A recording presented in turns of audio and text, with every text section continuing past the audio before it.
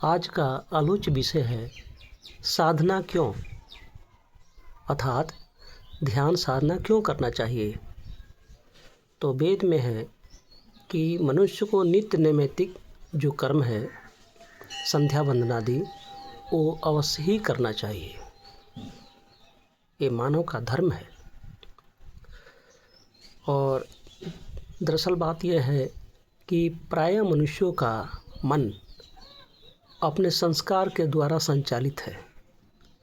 जिनका चित्त में जैसा संस्कार बना हुआ है उसी संस्कार के अनुसार वो दुनिया में परिचालित होते हैं और अपने कर्मों का भोग भोगते हैं सुख और दुख के रूप में। तो सुख और दुख का कारण है हमारे चित्त में जो संस्कार है उन्हीं के कारण। और संस्कार जो है वृत्ति के रूप में काम करती है, जिसे बोलते हैं चित्त की वृत्तियाँ। तो साधना करने से होता क्या है कि साधना करने से जो चित्त में जो अच्छे बुरे कर्मों के संस्कार के बीज हैं वो दग्ध होते हैं, जलते हैं, खत्म होने लगते हैं। जब चित्त शुद्ध हो जाता है तो विशुद्ध आत्मा जो है वह मनुष्य की सहायता करती है, क्योंकि वह आत्मा ही है। आत्मा बंधु के समान हितकारी हो जाती है और उसकी सहायता करने लगती है। इसलिए अपनी आत्मा बंधु के समान हितकारी है और अपनी आत्मा ही दुश्मन है। आत्मा दुश्मन कब हो जाती है? जब मन की अधोगति हो जाती है।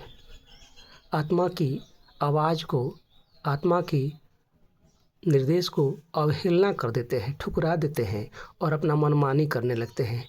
तभी आत्मा रुष्ट हो जाती है और वह जीवन में दुख पाने लगता है, कष्ट होने लगता है। तो बहुत लोग कहते हैं कि मुझे बहुत कष्ट हो रहा है, मुझे बहुत दुख हो रहा है, पता नहीं भगवान कहाँ है मेरे लिए। लेकिन दरअसल बात यह है कि मनुष्य को यह सोचना चाहिए कि उसके भीतर जो आत्मा है वही ब्रह्म है और अपनी आत्मा की निर्देश, अपनी आत्मा की आवाज़ को सुनने की जो कला है वही है साधना।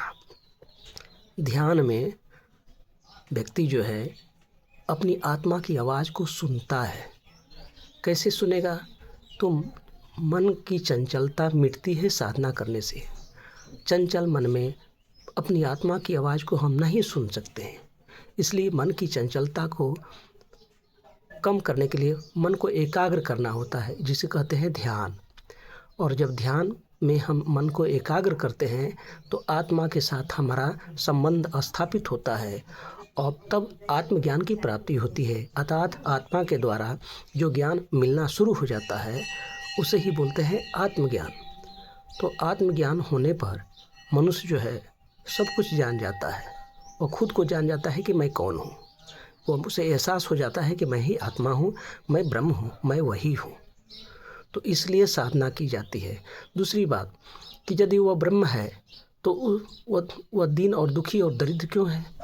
उसके अंदर में बहुत सारी कमियां क्यों हैं? तो उस कमियां को पूर्ति करने के लिए क्या होता है? ये साधना करने से मनुष्य के भीतर जो जितने भी ग्रंथि उपग्रंथियां हैं, मूलाधार चक्र है, स्वाधिष्ठान चक्र है, मणिपुर चक्र है, अनाहत चक्र है और विशुद्धा चक्र है। ठीक है, ये लालना चक्र है, ये आज्ञा चक्र है, गुरु चक्र है और सहस्रार चक्र है। तो ये सारे चक्र जो है सभी जैविक यंत्र हैं। ये जैविक यंत्र हैं। तो साधना करने से और सात्विक आहार, खान पान भी सात्विक होना चाहिए। तो मन जो है अनुमन को तो प्राप्त होगा ही। और परमात्मा यहाँ है और आत्मा का स्थान यहाँ है। तो आत्मा और परमात्मा की दूरी जो है बस 4 अंगुल की दूरी है। लेकिन इतने में ही आदमी जन्मों जन्मांतर तक मन के सफल नहीं हो पाते हैं, यहाँ परम पद पर पहुँच नहीं पाते हैं। क्योंकि आज हर व्यक्तियों के घरों में, हर व्यक्तियों के किचन में अंडा, मांस, मुर्गा, क्या क्या राक्षसी भोजन है जिसे खाते हैं और अपने जीव कोशिकाओं को, अपने शरीर को तामस बनाते हैं। तो तामस में साधना नहीं हो सकती है, उसका मन उच्छृंखल हो जाएगा, साधना होती ही नहीं है। इसलिए साधना में मनुष्य को सात्विक भोजन करना चाहिए। सात्विक भोजन करने से जीव कोश का निर्माण सात्विक होगा और टोटल बॉडी जो है शाकाहारी बन जाएगा, शाकाहारी का शरीर बन जाएगा। तब जो है हमारी मन जो है सूक्ष्म हो जाएगा और सूक्ष्म होगा, मन में शांति आएगी और मन एकाग्र होगा। उपमन्यवास और निकट में नहीं रहना, ईश्वर के निकट हम हो जाएंगे। तब ना direct dialling to the God, तब ना ईश्वर के साथ हमारा वार्तालाप होगा। हमारा मन अनुमन होगा ही नहीं, इकाई मन होगा ही नहीं, एकाग्र मन होगा ही नहीं। तब तक हम कैसे अपनी परमात्मा की आवाज़ को सुन सकते हैं, कैसे अपने भगवान की आवाज़ को सुनेंगे। उनकी आवाज़ को सुनने के लिए तो हमें साधना करना होगा, ध्यान करना होगा। तभी ना हमारा थर्ड आई खुलेगा, तभी ना दिव्य दृष्टि खुलेगी। अर्जुन को भी तो भगवान बोले थे कि तुम इन आँखों से मुझे नहीं देख पाओगे, मैं तुझे दिव्य दृष्टि देता हूँ। तो ये दिव्य दृष्टि क्या है? यही थर्ड आई है। हर व्यक्ति के भीतर में थर्ड आई है, तीसरा नेत्र है। लेकिन जब तक वह साधना नहीं करेंगे, जब तक अपने मन को एकाग्र नहीं करेंगे, तब तक ये दिव्य दृष्टि, तब तक ये थर्ड आई ये नहीं खुलेगा। इसलिए मनुष्य को साधना मनुष्य जब साधना करते हैं तो सारे जैविक यंत्र जो है सब एक्टिव हो जाएंगे और उनके भीतर में अनंत प्रतिभा कला का भंडार है। कोई भी व्यक्ति दुखी, दरिद्र और शक्तिहीन नहीं है, उसके अंदर में सारी शक्तियाँ सन्निहित है, परंतु साधना अभ्यास तो करना ही होगा। तो मनुष्य जो है बहुत लोग कहते हैं कि मैं बहुत अभी तक दुखी पाया हूँ, सुख कभी नहीं पा सका। इसलिए साधना के द्वारा ही मनुष्य अपनी प्रगति कर सकते हैं।